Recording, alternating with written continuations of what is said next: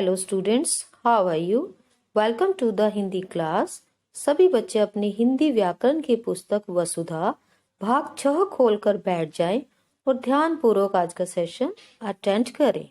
मेरे प्यारे बच्चों, सच की राह कभी न छोड़ना, क्योंकि बड़े बुजुर्गों ने कहा है, सांच को आँच नहीं।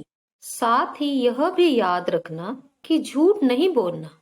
झूठ बोलकर आप किसी को एक बार तो मूर्ख बना सकते हो या मूर्ख बनाकर अपना काम निकाल सकते हो, लेकिन बार बार नहीं, क्योंकि किसी ने ठीक ही कहा है कि काठ की हांडी बार बार नहीं चढ़ती। तो बच्चों, आप अवश्य ही सोच रहे होंगे कि आज हमारी अध्यापिका जी ये अलग सी भाषा में बात क्यों कर रही हैं। तो बच्चों, ये अलग सी भाषा की बात नहीं है, ये तो लोकोक्तियों का प्रयोग है, जिनके प्रयोग से हमारी भाषा रोचक बन जाती है और जिसको आप अपनी बात समझाना चाहते हो उसको बात अच्छे तरीके से रोचक ढंग से समझा सकते हो। तो विद्यार्थियों, पढ़ते हैं आज का टॉपिक, जिसका नाम है लोकोक्तियां। लोकोक्तियां शब्द दो शब्दों के मिलान से बना है, लोक प्लस उक्ति। लोक मीन्स लोगों और उक्ति मीन्स कथन यानी स्टेटमेंट्स। तो अर्थ क्या निकला? अर्थ यह निकला कि लोगों के अनुभवों द्वारा कही गई प्रचलित बातें लोकोक्तियां कहलाती हैं। बच्चों, कुछ लोग अक्सर मुहावरों और लोकोक्तियों में अंतर नहीं समझ पाते, लेकिन यह अंतर जानना अति आवश्यक है। पहली बात, मुहावरों का प्रयोग वाक्यों में होता है, लेकिन लोकोक्ति तो अपने आप में ही एक वाक्य होती है। दूसरी बात, मुहावरों का वाक्यों में प्रयोग करते समय मुहावरों के रूप में परिवर्तन आ जाता है। जैसे आंखों का तारा होना, इसका प्रयोग जब हम वाक्य में करेंगे तो कहेंगे, अच्छे बच्चे सबकी आंखों के तारे होते हैं। तारा होना नहीं बोलेंगे। लेकिन लोकोक्ति का प्रयोग वाक्य में ज्यों का त्यों किया जाता है। जैसे ऊंची दुकान फीका पकवान। हमने तो उस मिठाई वाली दुकान की मिठाइयों की बहुत चर्चा सुनी है, लेकिन स्वाद चखने पर कुछ विशेष नहीं लगी। ये तो वही बात हुई, ऊंची दुकान फीका पकवान। बच्चों, एक बात और मैं आपको समझाना चाहती हूँ कि जब भी लोकोक्तियों का प्रयोग किया जाता है तो इनसे पहले ठीक ही कहा है या बड़े बुजुर्गों ने कहा है या यह तो वही बात हुई, ऐसे शब्द लगाकर इनका प्रयोग किया जाता है। तो चलो अब जल्दी से खोल लेते हैं हम अपनी हिंदी व्याकरण पुस्तक वसुधा का पाठ 18 लोकोक्तियां। बच्चों, मैं आपसे आशा करती हूँ कि लोकोक्तियों के कठिन शब्दों, अर्थों और वाक्यों को समझाने के पश्चात आप मेरे बनाए वाक्यों का प्रयोग न करके बल्कि अपनी समझ से वाक्य स्वयं बनाएंगे, ताकि आपको भी लोकोक्तियों का वाक्यों में प्रयोग करना आ जाए। तो चलिए पहले पढ़ते हैं लोकोक्तियों की परिभाषा। लोक में प्रचलित बातों अर्थात उक्तियों को लोकोक्ति अथवा कहावत कहते हैं। लोकोक्ति का पहला उदाहरण देखिए, आ बैल मुझे मार, यानी मुसीबत को स्वयं बुलाना। वाक्य देखिए, पहले अपने दुबले पतले शरीर को तो देख लेते, उसके बाद पहलवान को चुनौती देकर आते। इसे ही कहते हैं आ बैल मुझे मार। बच्चों, आपकी पुस्तक में 1 से 15 तक की लोकोक्तियां उनके अर्थ और वाक्य सहित दी गई हैं। तो आइए हम पढ़ते हैं पहली लोकोक्ति, अंधों में काना राजा, यानी मूर्ख लोगों में थोड़ा बुद्धिमान यानी समझदार। वाक्य देखिए, अपने सभी मित्रों में प्रदीप ही थोड़ा होशियार है, इसलिए वह उनके सामने घमंड दिखाता रहता है। इसे ही कहते हैं अंधों में काना राजा होना। बच्चों, यहाँ अंधो शब्द का प्रयोग मूर्ख लोगों के लिए किया गया है और काना राजा शब्द का प्रयोग बुद्धिमान के लिए किया गया है। चलिए बच्चों, अब नेक्स्ट पेज पर चलते हैं और पढ़ते हैं अगली लोकोक्ति। अंत भला तो सब भला, यानी परिणाम अच्छा हो तो सारी कमियां भी छिप जाती हैं। परिणाम की स्पेलिंग देखिए, प रको छोटी ई णको आम, परिणाम यानी रिजल्ट। वाक्य देखिए, दीपक को पढ़ाई ना करते देख उसकी माँ बहुत परेशान रहती थी, परंतु कक्षा में प्रथम आकर उसने अपनी माँ की चिंता समाप्त कर दी। इसे ही कहते हैं अंत भला तो सब भला। इसका मतलब यह निकला कि किसी काम की समाप्ति यदि अच्छे परिणाम से होती है तो उसकी बाकी सारी कमियां पूरी हो जाती हैं। अगली लोकोक्ति देखिए, आम के आम गुठलियों के दाम। गुठलियां यहाँ आम के सीड को कहा गया है। इसका अर्थ देखिए, दोहरा लाभ यानी डबल प्रॉफिट।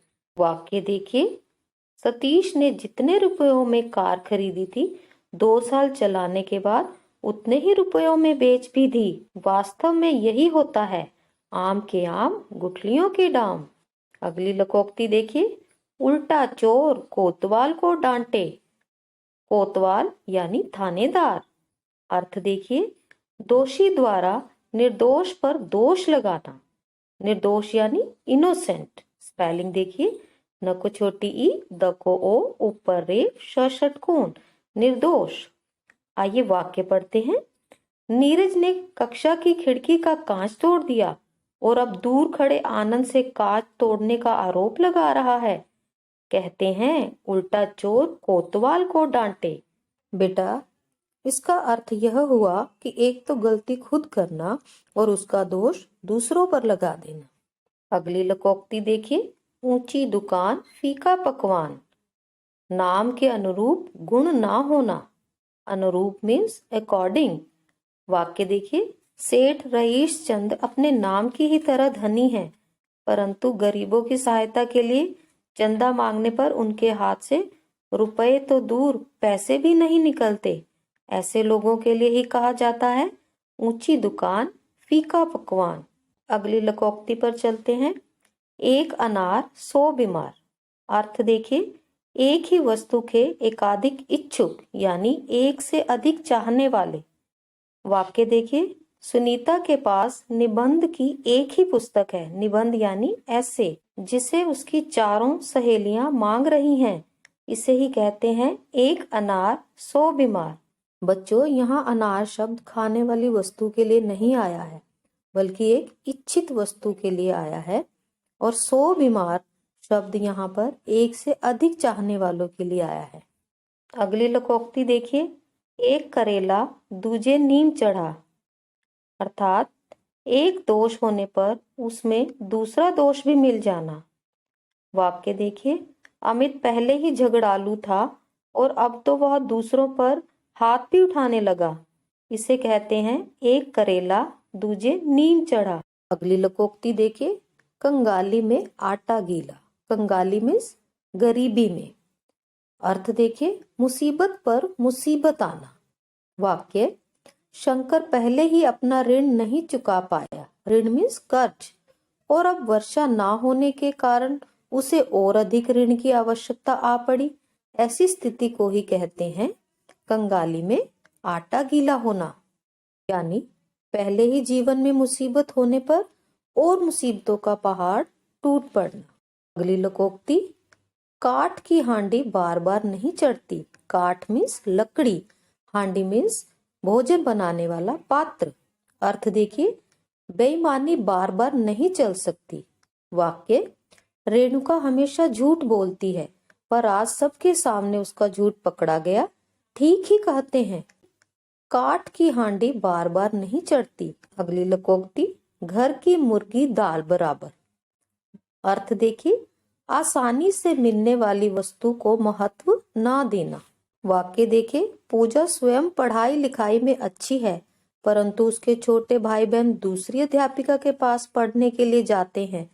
यही होता है घर की मुर्गी दाल बराबर, यानी घर में मिलने वाली आसान वस्तुओं को छोड़कर पाने के लिए बाहर खोजते फिरना। अगली लोकोक्ति, चोर की दाढ़ी में तिनका, यानी अपराधी को पकड़े जाने का भय लगा रहता है। भय यानी डर, और अपराधी यानी क्रिमिनल, अपराध करने वाला।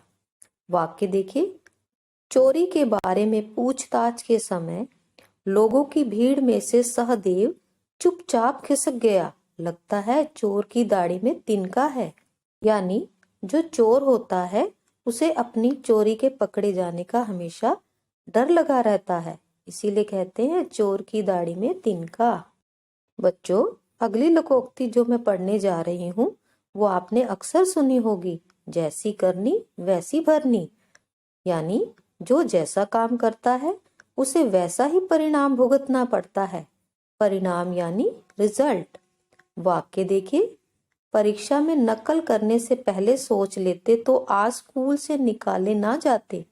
किसी ने ठीक ही कहा है, जैसी करनी वैसी भरनी। अगली लोकोक्ति, सांच को आंच नहीं। अर्थ देखिए, सच्चा व्यक्ति कभी भयभीत नहीं होता। भ को बड़ी ईत, भयभीत मीन्स डरना। सच्चे व्यक्ति को किसी का डर नहीं होता। राघव ने अफसर के सामने अपने निर्दोष होने के प्रमाण मीन्स सबूत निडरता पूर्वक रख दिए। इसी को कहते हैं सांच को आंच नहीं। यानी सच की राह पर चलने वाले को किसी प्रमाण की जरूरत नहीं पड़ती। अगली लोकोक्ति देखिए, ढाक के 3 पात। ढाक मतलब एक वृक्ष जिस पर लाल रंग के फूल खिलते हैं, और पात मीन्स पत्ते।